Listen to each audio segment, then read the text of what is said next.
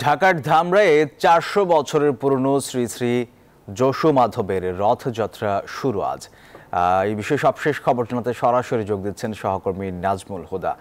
নাজমুল, রথযাত্রা কখন শুরু হবে এবং প্রস্তুতি আর নিরাপত্তার সবশেষ খবর জানাবেন।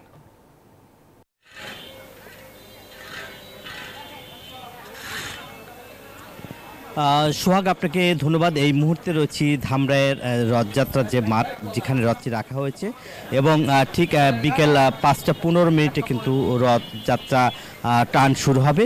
এবং এক কথায় আমরা যদি বলি যে আইন শৃঙ্খলা বাহিনী কিন্তু পুরাটা নিরাপত্তার চাদরে ঢেকে দিয়েছে, এবং রথযাত্রার যে ধর্মীয় যে অনুষ্ঠান, সেই লাখো ভক্তদের অর্থাৎ দুপুরে কিন্তু যে পূজাটি আছে, সেই পূজাটি শেষ করেই কিন্তু সেই পূজা মণ্ডপে কিন্তু যে তাদের যে কার্যক্রম, সেটা কিন্তু আসলে মূলত শেষ হবে, এবং সেটা শেষ হয়ে গেলেই কিন্তু আসলে পূজা মণ্ডপের যে কার্যক্রম, সেটা আনুষ্ঠানিকভাবে কিন্তু শুরু হবে।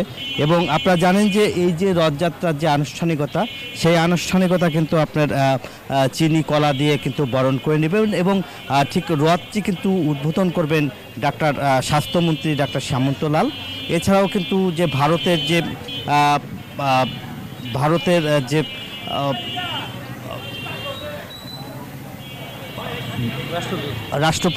রাষ্ট্রদূত তিনি আসবেন, এবং শ্রী পুনাই হাই কমিশনার শ্রী পুনাই কুমার বার্মা তিনি থাকবেন। এছাড়াও কিন্তু যারা অতিথি, তারা কিন্তু দেখছেন যে মূলত তারা এইখানে ভক্তরা কিন্তু আসতে শুরু করেছে, এবং লাখো ভক্তরা কিন্তু আসতে শুরু করেছে, এবং নিরাপত্তা জোরদারে কিন্তু র্যাব, পুলিশ এবং 4 স্তরের নিরাপত্তা জোরদার করা হয়েছে।